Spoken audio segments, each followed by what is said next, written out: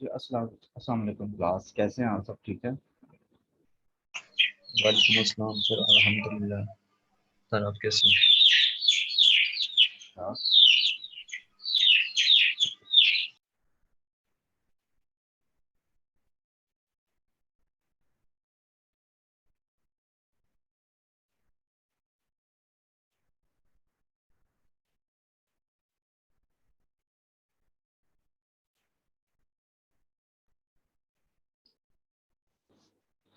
अच्छा जी, last lecture में मैंने ऑथेंटिकेशन ऑथराइजेशन क्या होती हैं और डेटाबेस कनेक्टिविटी क्या है ये हमने कर लिया था।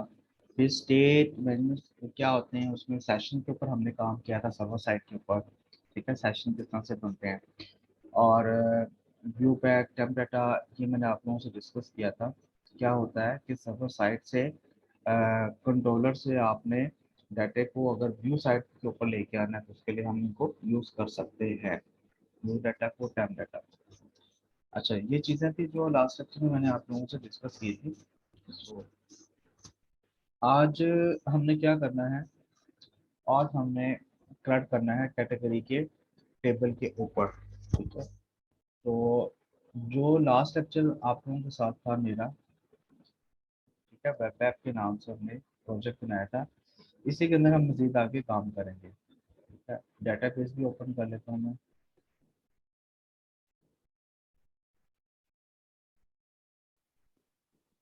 अस्सलाम वालेकुम सर। वालेकुम अस्सलाम। सर सर जो आप असाइनमेंट्स हमें अटैच कर रहे हैं साथ साथ, ये तो हमारे प्रोजेक्ट के रिलेटेड ही है। हाँ तो जी। हम जो अपने प्रोजेक्ट के ऊपर वर्किंग कर रहे हैं, तो आपको ये असाइनमेंट्स साथ साथ सबमिट करवाते जाएं या एंड पे आप प्रोजेक्ट ही लेंगे एक बार? नहीं, मैं बस आप लोगों से प्रोजेक्ट ही लूँगा, बस असाइनमेंट में दे रहा हूँ ताकि आप लोगों को पता चले कि हम लोग ये जो काम कर रहे हैं ये साथ साथ आप लोगों के प्रोजेक्ट के ऊपर भी ये चीज़ें तमाम जो हैं वो इम्प्लीमेंट हो रही हैं। ठीक है, बस अब आप अपने प्रोजेक्ट को रेडी करें। Okay sir. सर एक छोटा सा इशू आ रहा था और। हाँ जी, बोलें। सर जो एसक्यूएल में हम, फॉर एग्जांपल मेरा टाइम फॉर्मेट है। अब मैंने टाइम स्टोर करवाना है अपनी डेटाबेस में, ठीक है। तो मेरा टाइम फॉर्मेट है फॉर एग्जांपल 10:30 PM, आगे PM है, ठीक है। मेरा ये टाइम फॉर्मेट है। तो उसके लिए मैं एन वॉरचार भी यूज़ कर रहा हूँ, नहीं, टाइम डे टाइम भी यूज़ कर रहा हूँ, टाइम भी यूज़ कर रहा हूँ, लेकिन वो ये वाला फॉर्मेट स्टोर नहीं कर रहा। वो फॉर्मेट ना आपने, वो आप जब अपलोड करने लगेंगे ना, अपलोड करने में भी आपने सी शार्प के थ्रू ना फॉर्मेट को एडजस्ट करना है आपने। ठीक है, आपने सी शार्प में जाके मॉडल में। मॉडल कंट्रोलर में जब आप अपलोड करने जा रहे हैं ना सर, डेटाबेस के अंदर डाटा, ठीक है, यस सर, तो यस वहाँ सर। वहाँ पे जाके आपने टाइम फॉर्मेट जो है वो सी शार्प में जाके गूगल कर लेना।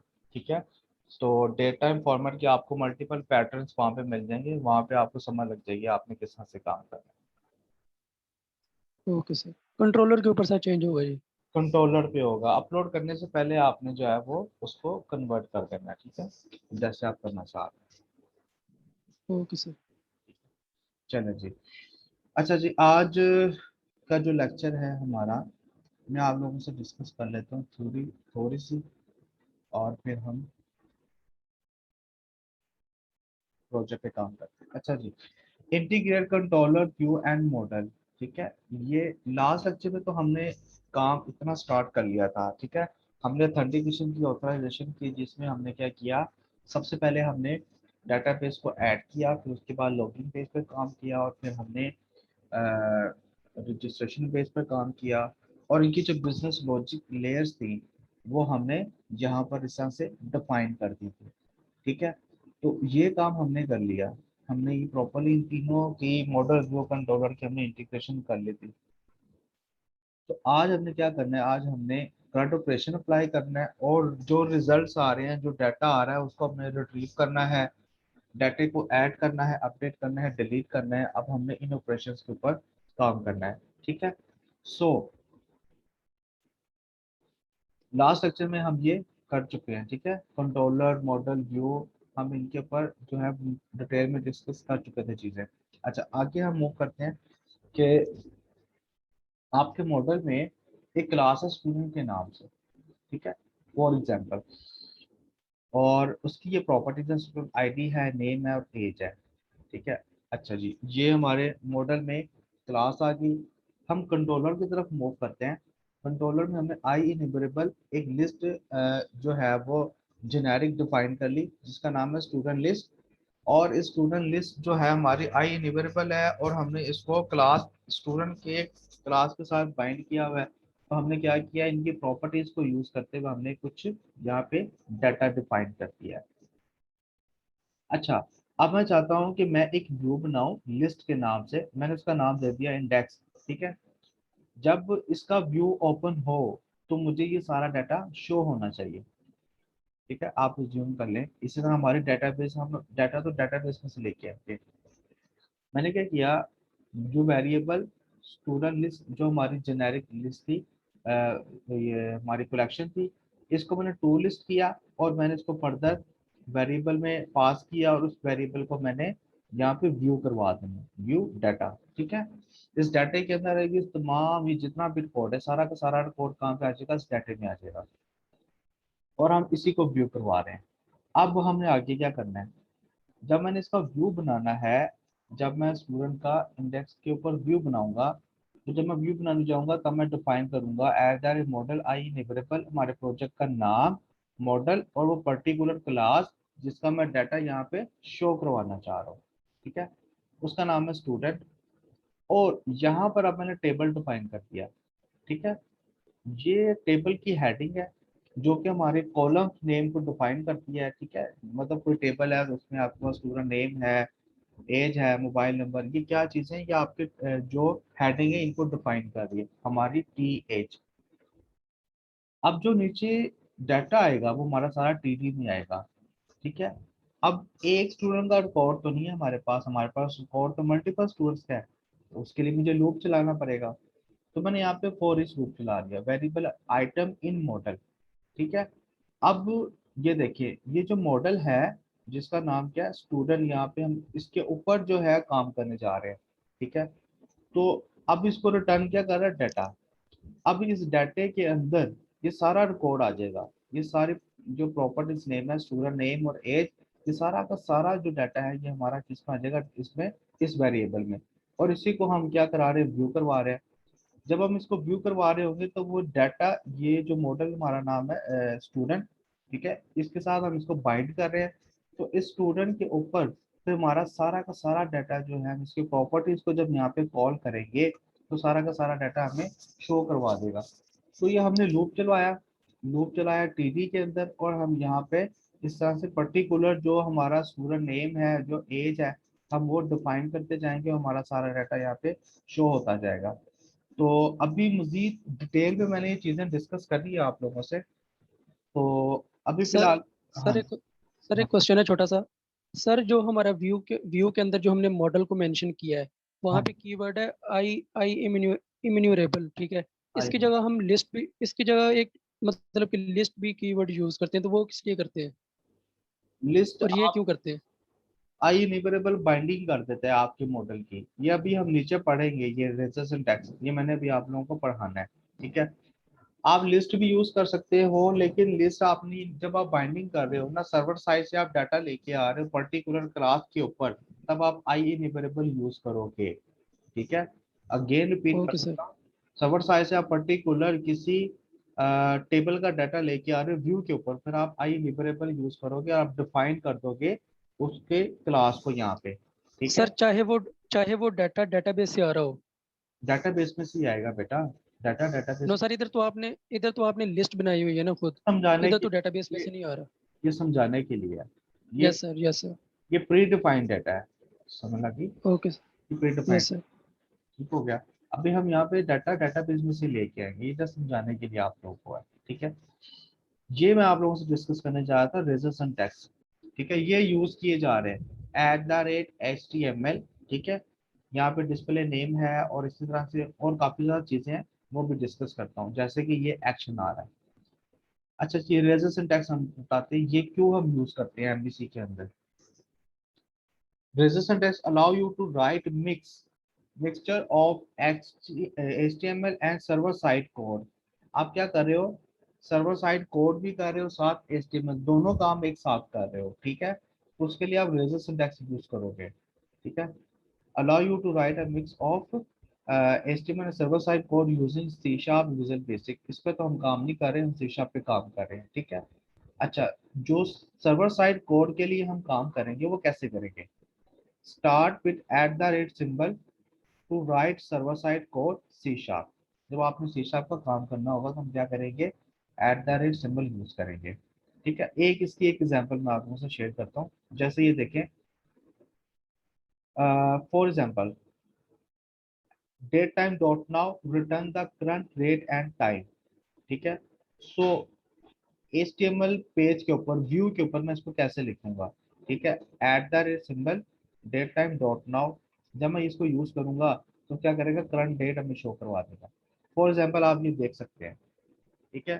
तो क्या कर रहा है कि H2 जो है हमारा एलिमेंट है, उसके अंदर मैंने कह दिया @डेट टाइम डॉट नाउ। अब ये देखिए, इस लाइन को समझिएगा आप, ठीक है। इस लाइन को मैं इसको जरा हाईलाइट कर देता हूँ। वो कह रहा है कि start with @symbol to write server side C sharp, ठीक है, कोड विद HTML, ठीक है। तो आप क्या कर रहे हो? HTML के साथ आप सर्वर साइड का कोड कर रहे हो, तो उसके लिए हम क्या करेंगे? इसको यूज करेंगे, ये इस सिंबल को, ठीक है। इस तरह से मल्टी स्टेटमेंट कोड फ्लो किस तरह से करते हैं वो मैं आपको बताता हूँ। You can write multiple lines of server side code in close braces. आप व्यू के अंदर भी सर्वर साइड का कोड कर सकते हो, ठीक है। फॉर एग्जाम्पल ये देखें, ये इसकी एक एग्जाम्पल है। Date time dot now, current date आ जाएगी, और ये एक मैंने मैसेज डिक्लेयर करवा दिया, कुछ भी सम टेक्स्ट क्लियर हो सकता है। डेट टाइम डॉट नाउ को वेरिएबल डेट में, और इसको मैंने वेरिएबल मैसेज में शो करवा दिया। अब ये जो डेट है और मैसेज है, इनमें हमारे पास वैल्यूज आ गई हैं। अब जब हम इनको HTML के अंदर शो करवाना है तो हम क्या लिखेंगे? @डेट, और इसी तरह से @मैसेज, ठीक है। तो ये इस तरह से आप जो C शार्प का कोड है उसको आप HTML के साथ कैसे इंटीग्रेट कर सकते हैं। तो उसके लिए हमारे पास क्या होते हैं? रेजर सिंटैक्स यूज किए जाते हैं। तो ये अगर आप देखें, ये जब हम मॉडल बाइंडिंग कर ली है तो @HTML dot display data display करवाने के लिए यूज होता है। तो पर्टिकुलर जो हमारा मॉडल है जिसका नाम क्या है? स्टूडेंट है, ठीक है। इस स्टूडेंट के जो प्रॉपर्टीज है मैं उनको लिखता जाऊंगा, तो क्या करेगा? उनसे रिलेटेड डाटा हमें शो करवाता जाएगा। नीचे डिटेल में अगर मैं देखूं तो इनको हम HTML हेल्पर्स कहते हैं बेसिकली। HTML हेल्पर्स क्या होते हैं? Class render HTML control in razor view, ठीक है। It's bind the model object, ठीक है। आपका जो मॉडल का ऑब्जेक्ट है उसको बाइंड करता है to HTML control to display value of model. आपके मॉडल के अंदर जो वैल्यूज पड़ी हुई हैं, ठीक है, उनको डिस्प्ले करवाने के लिए आप HTML हेल्पर यूज करते हैं, ठीक है। into those controls and also assign the value of the control to the model properties। आप प्रॉपर्टीज को डिफाइन करते हैं while submitting a web form। Even कि अगर आप वेब फॉर्म, आप फॉर्म भी सबमिट कर रहे हैं तो आप प्रॉपर्टीज को यूज कर सकते हैं। so always use the HTML helper class in razor view instead of simple writing HTML tags manually, ठीक है। अगर मैं आप लोगों को ये फॉर्म दिखाऊं अपना, हमने जो लॉगिन वाला काम किया था ना बेटा, ये देखें, हमने ये जो लॉगिन पेज बनाया था, ये सिंपल, ये इसकी बात कर रहा है। हमने क्या किया है? हमने ये काम किया है, वो मना कर रहा है, कह रहा है राइटिंग HTML टैग्स मैनुअली। वो कह रहा है कि आपने इन टैग्स को यूज करना है। अगर आप देखें तो ये देखें, मैंने इनपुट यूज किया है, input type email, input type password, ठीक है, इनपुट टाइप सबमिट बटन के लिए, और ये फॉर्म, ये मैंने सिंपल HTML यूज किया है। मैं इसके बजाय मैं ये HTML हेल्पर्स के जरिए जो है ये फॉर्म बना सकता हूँ, ठीक है। और MVC का हमें एडवांटेज यही है कि आप HTML हेल्पर्स के ऊपर काम करें, ठीक है। सो आपके पास अच्छी अप्रोच ये है कि आप ये HTML हेल्पर्स को यूज करें अगर आप MVC पे काम कर रहे हैं। अब ये मैंने क्यों किया? ये इस वजह से सिंपल, पहले मैंने आप लोगों को समझाना था कि सिंपल आप HTML के थ्रू काम कर सकते हैं, ठीक है, कर सकते हैं, इसमें कोई मसला नहीं है। लेकिन वो इसको एक अच्छी अप्रोच नहीं समझ रहा। लेकिन इसमें मसला कोई नहीं है, ऐसा नहीं है कि नहीं मसला नहीं है, क्योंकि क्योंकि हम एक प्लेटफॉर्म पे काम कर रहे हैं, तो हमने उस फ्रेमवर्क की जो चीजें हमने उसी को यूज करना है। ठीक है, बेस्ट अप्रोच तो यही होती है, लेकिन हमारे पास इस तरह की ऑप्शन भी है, आप मैनुअली एचटीएमएल के टैग्स भी यूज कर सकते हैं। ठीक है, फॉर एग्जाम्पल अगर मैं अब, ये हमारे पास एक इनपुट है, इसको आप एचटीएमएल हेल्पर्स में कैसे लिखेंगे? इसी तरह से आपके पास ये है, ठीक है, पासवर्ड के लिए आपके पास इनपुट फील्ड है, इसको आप एचटीएमएल हेल्पर्स में कैसे लिखेंगे, ये मैं नीचे आप लोगों से भी डिस्कस करता हूँ। अच्छा, ये अगर आप देखें @HTML, ये आपके पास कह रहा है, ये कह रहा है ये क्या है, HTML हेल्पर्स हैं। ठीक है, डॉट एक्शन लिंक, ये एक्शन लिंक बन गया। डॉट डिस्प्ले वैल्यू, डिस्प्ले करवाने के लिए कह रहा है extension method for HTML helpers. अच्छा, the forming table list the HTML helper method and HTML control, ये है हमारे पास काफी ज्यादा। कुछ होते हैं एक्सटेंशन मेथड, और आपके पास स्ट्रॉन्गली टाइप एक्सटेंशन मेथड भी होते हैं। मोस्टली हम स्ट्रॉन्गली टाइप जो एक्सटेंशन मेथड हम उनको यूज करते हैं। फॉर एग्जाम्पल @HTML.textbox4, मैंने अभी बात की आपकी इसकी कि अगर मैंने लेट्स सपोज ये इनपुट फील्ड लिखनी है, तो उसके लिए मैं क्या यूज करूंगा, @HTML.textbox4, तो वो इसकी सिंपल HTML कंट्रोल बता रहा है कि HTML में कुछ इस तरह से होगा। इस तरह से HTML.textbox टेक्स्ट एरिया, आप टेक्स्ट एरिया, इस तरह से चेक बॉक्सेस यूज कर सकते हैं, radio button, drop down list use कर सकते हैं। तो साथ ही आपको HTML भी बता रहा है कि इसकी HTML क्या होगी। ठीक ठीक है, इस तरह से हिडन फॉर है, पासवर्ड है, डिस्प्ले है, लेबल है, और एडिटेड फॉर है। ये आपके पास तमाम स्ट्रॉन्गली टाइप मेथड है, जिनको आप मोस्टली फॉर्म के ऊपर यूज करते हो, जब आप डाटा अपलोड कर रहे हो या आप डाटा एडिट कर रहे हो, आप इनको यूज कर सकते हो। तो आज के लेक्चर में हमने इनको यूज करना है, बेसिकली एचटीएमएल हेल्पर्स को। तो ये देखें, for example create a text box in ASP.NVC। अगर मैं HTML का रिजल्ट देखूं तो वो कुछ इस तरह से है बेटा। ठीक है, इस तरह से होगा, इनपुट है, क्लासेस है, आईडी है, नेम है, और टाइप क्या, टेक्स्ट और वैल्यू इसकी नल है। तो इसको मैं रेजर्वेशन टेक्स्ट में कैसे लिखूंगा, रेजर्वेशन टेक्स्ट में लिखूंगा @ ठीक है, हम ऊपर पढ़ रहे हैं कि @ जिससे यूज होता है आपका सेशाप का कोड करने के लिए और HTML हेल्पर्स को यूज करने के लिए। तो HTML.textbox4, ठीक है, मैंने प्रॉपर्टी डिफाइन कर दी कि स्टूडेंट नेम के ऊपर काम कर रहा हूँ। तो जब ये प्रॉपर्टी में लिखूंगा तो ये आईडी और नेम इन दोनों को डिफाइन कर देगा।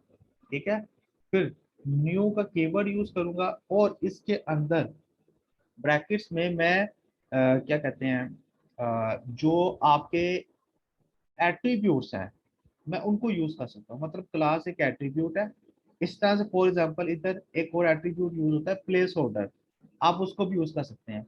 तो क्लास है या प्लेस होल्डर है, या इसके अलावा अगर कोई और आपके पास एट्रीब्यूट है, हाइट और विड्थ भी एट्रीब्यूट है, उनको आपने बेसिकली यहाँ पे यूज करना है।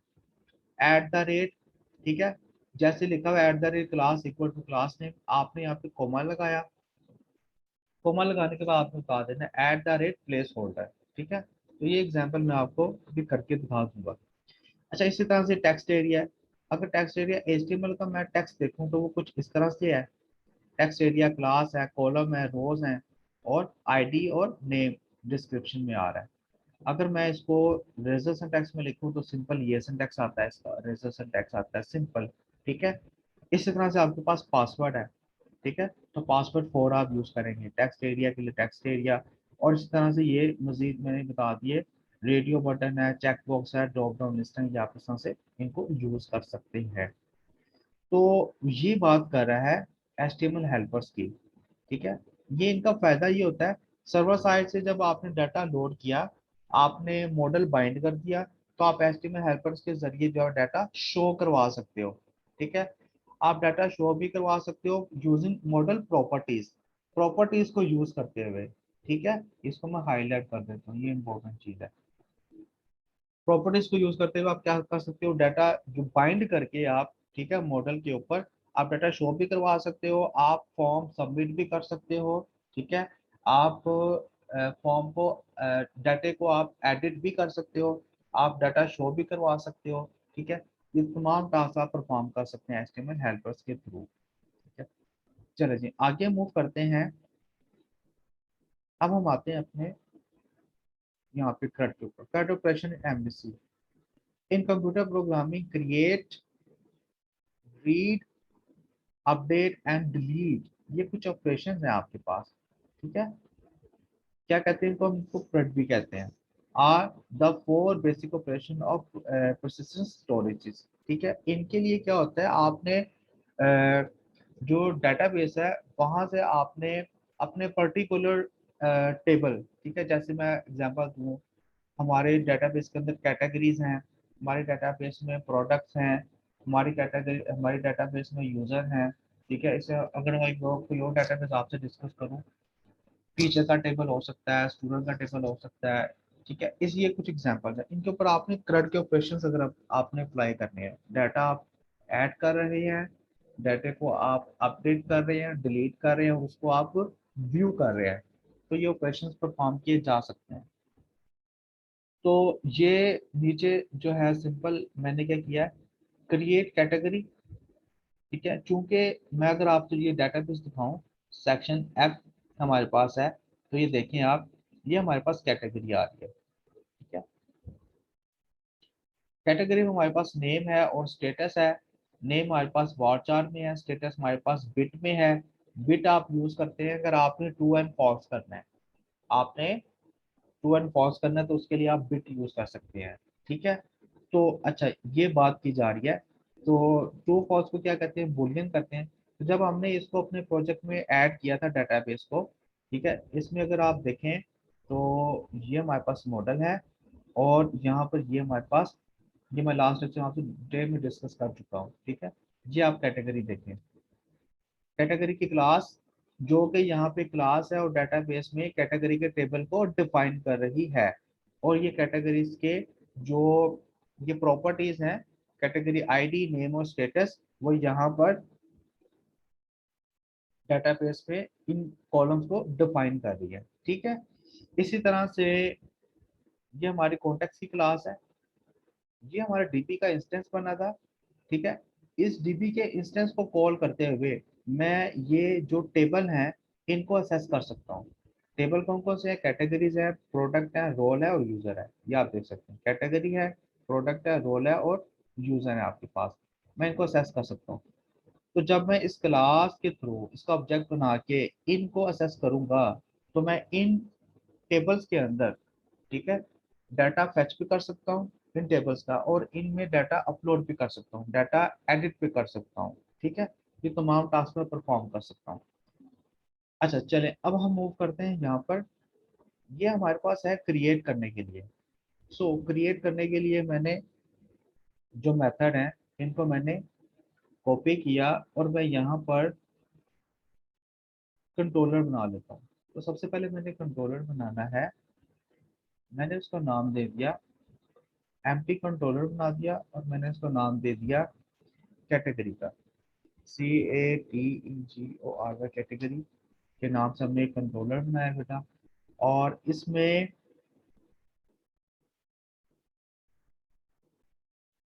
आप देख सकते हैं, यहाँ पर मैं अब करूंगा उसको टेस्ट, ठीक है। इससे पहले चूंकि मैंने अपने मॉडल को यूज करना है इस कंट्रोलर में, तो मैं यहाँ पे लिख देता हूँ using web app dot model, dot model, ठीक है। ठीक है, यहाँ से अब मैं क्या कर सकता हूँ, अ, अपनी क्लासेस को, डेटाबेसेस के टेबल को सेस कर सकता हूँ। अच्छा, ये हमारे पास है कैटेगरी क्रिएट करने के लिए, और ये इसकी HTML है, फॉर्म है। ये मैं आपको अभी बताता हूँ, ये हम टेम्पलेट यूज करेंगे। लिस्ट ऑफ कैटेगरी, ये मेथड है, और ये उसका HTML है। इस तरह से एडिट कैटेगरी, ये मेथड है हमारे पास, और ये इनके HTML है। और चेक डिटेल ऑफ कैटेगरी, आपने पर्टिकुलर कैटेगरी की डिटेल चेक करनी है तो ये मेथड है उसका, ये उसकी HTML है। और ये अगर डिलीट करना है तो डिलीट के मेथड है, और ये इसकी HTML है, ठीक है। ये नीचे आ रहा है यूजिंग नेम स्पेसिस, ये क्यूरीज क्या है, अभी इन क्यूरीज के ऊपर हमने काम करना है, तो मैं आप जब हम इन पर काम करेंगे तब मैं आप लोगों से डिस्कस करूंगा कि एसक्यूएल सर्वर में क्यूरी कैसे लिखी जा रही है और लिंक क्यूरी सी शार्प में कैसे लिखी जा रही है, ठीक है। तो फिलहाल ये नेम स्पेसेस जो हैं इनको मैंने कॉपी किया और मैंने इनको अपने यहाँ पर कंट्रोलर में ऐड कर लेना है। यहाँ पर अगर मैं देखूँ तो system dot data, data dot entity, एक ये दो, और सिस्टम डॉट नेट, ये तीन नेम स्पेस यहाँ पे यूज नहीं होगी, बाकी तमाम यूज हो रही हैं। तो मैं इनको कॉपी रिप्लेस कर लेता हूँ यहाँ पर, ठीक है। चलें जी, इसी के साथ मैंने ये अपने प्रोजेक्ट के मॉडल को भी ऐड कर दिया, ठीक है। चलें जी, अब हमने जो है सीक्वेंस के साथ चलते हैं। पहले डाटा ऐड करेंगे, फिर लिस्ट देखेंगे, फिर एडिट करेंगे, फिर डिटेल, और फिर हम जाएंगे डिलीट करने पर। तो सबसे पहले मैंने कैटेगरी ऐड करने के मेथड पर फोकस करना है। मैं क्या करूँगा, सबसे पहले प्राइवेट और VSCS एंटिटीज इस क्लास को मैंने कॉल किया, जो कि हमारी डेटाबेस का इंस्टेंस है, ठीक है। DB ऑब्जेक्ट बनाया और न्यू, और मैंने यहाँ पे सॉरी यहाँ पर न्यू डिफाइन कर दिया। अब DB डॉट, ठीक है। अब DB डॉट इससे मैं क्या करूँगा, इससे मैं अपने टेबल्स को फैच कर सकता हूँ, ठीक है। जो हमारे की कैटेगरीज हैं, प्रोडक्ट्स हैं, ठीक है, यूजर हैं, रोल हैं, इनको मैं फैच कर सकता हूँ। अब यहाँ पर मैंने वो मेथड पेश कर दिए। ये है आपके पास क्रिएट करने का, ये गेट है। आपने कैटेगरी को के पेज को अपलोड करना है, तो उसके लिए आपके पास HTTP गेट का मेथड है। ये क्या करेगा, सिंपल हमारे HTML पेज को ओपन करेगा, ठीक है, शो करेगा। अच्छा, वहाँ पे मैंने इनपुट फील्ड आ रही होगी जिसमें कैटेगरी नेम है, आप स्टेटस बताएं, उसके बाद सबमिट करें। सबमिट करने पर रिक्वेस्ट आएगी आपकी HTTP पोस्ट पे। जब यहाँ पे रिक्वेस्ट आएगी, जो मैं बाइंडिंग हटा देता हूँ, इसकी जरूरत नहीं है। तो ये क्लास, कैटेगरी की क्लास यूज कर रहा हूँ, उसका मैंने ऑब्जेक्ट बना दिया। अब कैटेगरी की क्लास अगर मैं आप लोगों को दिखाऊं, तो गो टू डेफिनेशन में जाऊं तो ये देखें, ये आपकी कैटेगरी की क्लास जिसमें नेम है और स्टेटस है, ठीक है। तो जब मैं डाटा अपलोड करूंगा तो नेम और स्टेटस को वैल्यू पास हो जाएगी। तो जब मैंने इस ऑब्जेक्ट को, कैटेगरी को यहाँ पे यूज किया, आप चाहें तो यहाँ पे सी भी कर सकते हैं, आपकी अपनी मर्जी है, ठीक है। चले, कैटेगरी जब मैं यहाँ पे सबमिट करूंगा, जब रिक्वेस्ट यहाँ पे आएगी, तो यहाँ पर नेम और स्टेटस उनको वैल्यू शो हो जाएंगी। जब उनको वैल्यू शो होंगी तो उसी के साथ यहाँ पे चेक करेगा if model state is valid, ठीक है। मॉडल स्टेट ये देखेगा, इसमें जो डाटा आ रहा है मॉडल स्टेट वैलिड है, कोई एरर तो नहीं है। कंडीशन के ट्रू होने पर वो चेक करेगा। अब वो कह रहा है DB dot categories dot add, ठीक है। और हमने ऐड करने पर क्या किया, यहाँ पर उसको जो ऑब्जेक्ट है हमने उसको पास कर दिया। तो इसमें नेम और स्टेटस, ठीक है, वो तमाम चीज़ें यहाँ पे होंगी, और वो हमारे DB डॉट कैटेगरीज, अगर मैं यहाँ पे लिखूँ DB डॉट, ये देखें, यूज़र को कॉल कर सकता हूँ, डॉट रोल का टेबल है, डॉट प्रोडक्ट का टेबल है, ठीक है, डॉट कैटेगरीज का टेबल है, ठीक है। तो इस तरह से हमने क्या किया था, ये जो क्लास है ये हमारे, इसके इसके थ्रू हम जो हमारे टेबल है हम उनको यहाँ से फैच कर सकते हैं, ठीक है। तो पर्टिकुलर टेबल हमारा क्या है, कैटेगरी है। कैटेगरी क्योंकि इसके ऊपर हम काम कर रहे हैं, तो इसके ऊपर मैंने ऐड किया और मैंने यहाँ पे वैल्यू यहाँ पे इंसर्ट करवा दी, ठीक है।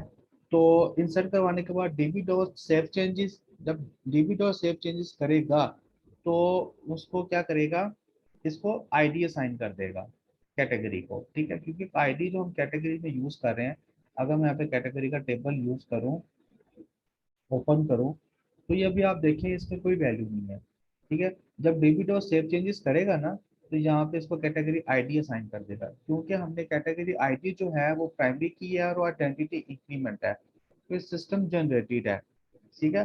सो दैट्स वाई हम खुद तो नहीं बताएंगे यार, सिस्टम जनरेटेड IDs हैं, तो ये हमें जो है वो इस तरह से करेगा। जब DB डॉट सेव चेंजेस होंगी तो ID बता देगा, और बाकी जो है नेम और स्टेटस यहाँ पे वैल्यू को अपडेट कर देगा, ऐड कर देगा, सॉरी। इसके बाद कह रहे हैं रीडायरेक्ट टू एक्शन। मैंने एक्शन कहाँ पे मूव करना है, इसके बाद मैं दोबारा क्रिएट के टेबल पे आता हूँ। तो मैंने यहाँ पे क्रिएट बता देना है, ठीक है। अच्छा, यहाँ पर मैंने टेम्प डाटा मैसेज शो करवा देते हैं, आप व्यू बैक भी यूज कर सकते हैं, आपकी मर्जी है। ठीक है, मैंने कह दिया मैसेज इक्वल टू मैसेज, मैंने कह दिया कि कैटेगरी एडिट। ठीक है, हमने एक मैसेज शो करवा दिया। अब अब हम पेज। सर यहाँ पे सर यहाँ पे क्वेश्चन है मेरा छोटा सा। हाँ जी।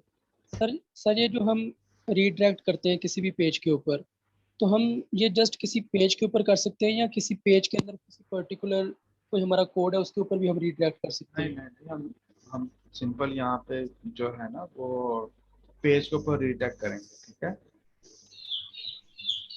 सर जो बेसिकली हमने कंट्रोलर्स बनाए होंगे उनको हम यहाँ पे रिडायरेक्ट कर रहे हैं। हाँ, उसी पे जाएंगे। अभी ये क्या कर रहा है, हमारे पास क्रिएट का व्यू होगा ना, तो मैं क्या कर रहा हूँ, कैटेगरी को ऐड करने के बाद दोबारा मैं उसी पेज पर जो है वो रिडायरेक्ट कर रहा हूँ। अच्छा यहाँ पर, अच्छा अब हम आते हैं, अब इनके फॉर्म्स बनाने हैं हमने। ठीक है, इसके लिए ना एमवीसी में हमारे पास बिल्ट इन टेम्पलेट्स पड़े हुए हैं। ठीक है, कहता है कि आप तमाम ऑपरेशन ऐड डिलीट अपडेट, ठीक है, तमाम ऑपरेशन इनके आपके पास टेम्पलेट्स पड़े हुए हैं। बस आपने टेम्पलेट को सिलेक्ट करने के बाद आपने क्लास बता देनी है कि आप कौन सी क्लास के ऊपर जो है टेम्पलेट अप्लाई करने जा रहे हो। तो हमारी क्लास कौन सी है, कैटेगरी है। ठीक है, तो ऐड, राइट क्लिक किया, ऐड करूंगा। ऐड करने पर वो कह रहा है टेम्पलेट सेलेक्ट कर लो, तो यहाँ पे टेम्पलेट आ रहे हैं आपके पास। ठीक है, डिलीट, एडिट, लिस्ट क्या आ रहे हैं, ये सारे, ये भी हम सारे करेंगे। तो मैंने क्रिएट पे क्लिक किया, अब वो कह रहा है मॉडल क्लास, ये टेम्पलेट आपने किस पे अप्लाई करना है, मैंने कह दिया कैटेगरी पे।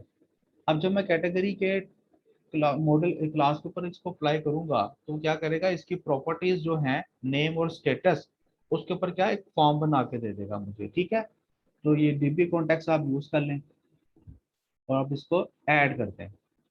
अब जब मैं इसको ऐड करूंगा तो वो क्या करेगा, HTML हेल्पर्स के थ्रू जो है वो मुझे फॉर्म लिख के दे देगा।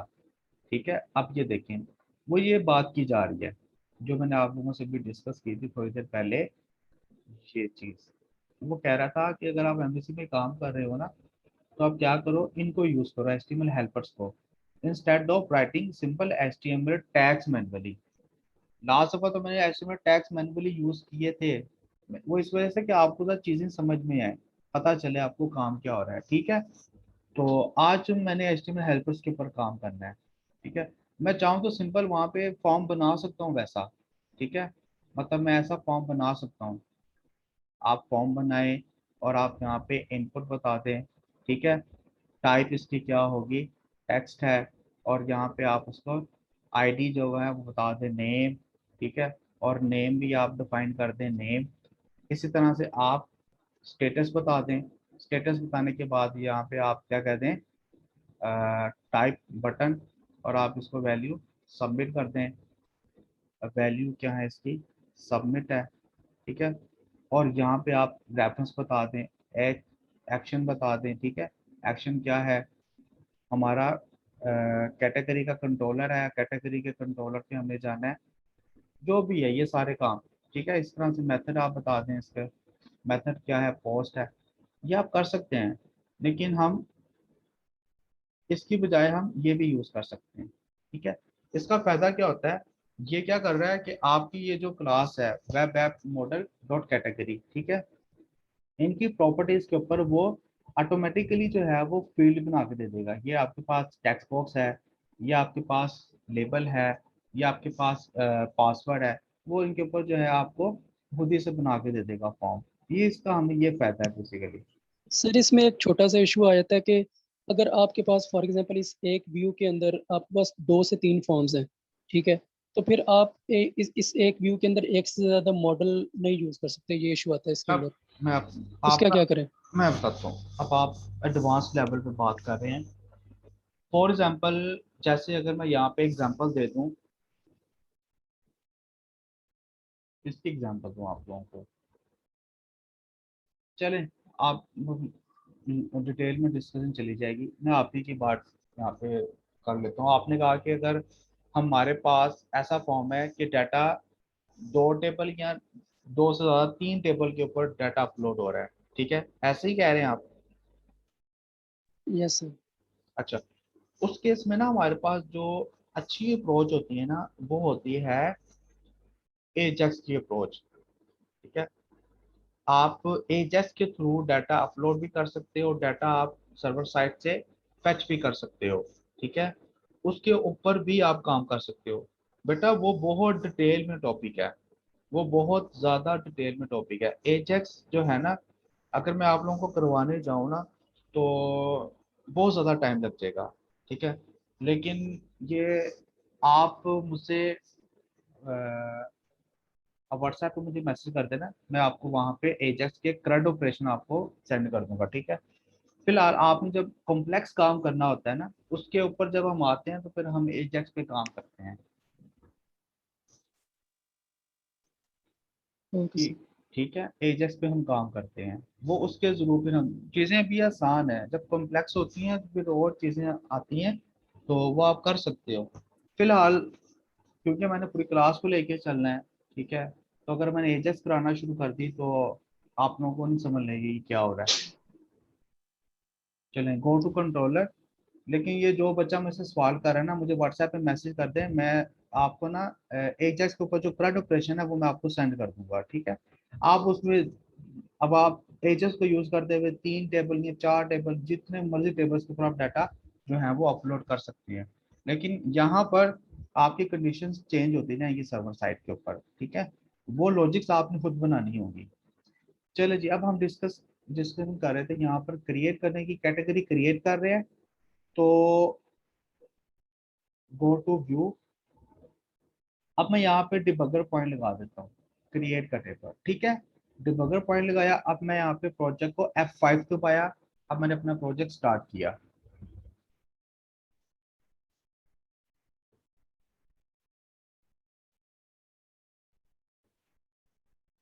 प्रोजेक्ट स्टार्ट हो जाए तब तक हम एक काम करते हैं कि कैटेगरी के व्यू में जाता हूँ, यहाँ पर मैं वो लिख लेता हूँ नोटिफिकेशन। हमने नोटिफिकेशन लॉगिन वाले पेज पे बनाया था ये, इसको मैंने कॉपी किया और एज इट इज मैंने यहाँ पे शो करवा दिया, ठीक है। इफ टाइम डाटा, हम टाइम डाटा मैसेज यूज कर रहे हैं, अगर तो नल नहीं है तो ये हमें नोटिफिकेशन शो करवा देगा। और इसी के साथ यहाँ पर नीचे ये मैंने स्क्रिप्ट ऐड कर दिया, ठीक है। ये स्क्रिप्ट ऐड कर दिया मैंने, ठीक है। चलें जी, अब हम वो करते हैं अपने, ये प्रोजेक्ट हमारा स्टार्ट हो गया। ओके जी, लॉगिन पेज पर आया मैं, एक दफ़ा रिफ्रेश कर लेता हूँ। यहाँ पर मैंने एडमिन पासवर्ड 123 और इसको लॉगिन किया। लॉगिन करने पर वो यहाँ पर लॉगिन पे रिक्वेस्ट आ रही है, कंटिन्यू किया मैंने। Invalid email and password admin 123।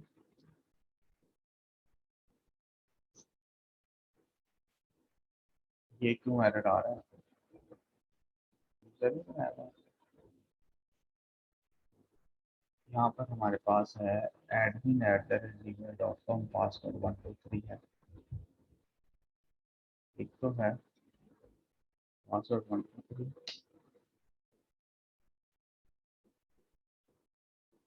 Sir Gmail की स्पेलिंग गलत है। ओके जी, लॉगिन कर लिया उसने। चलें जी, अभी सेशन हमारा खत्म होने लगा, नेक्स्ट सेशन में हम बात करते हैं। नेक्स्ट सेशन में आ जाए आप सब।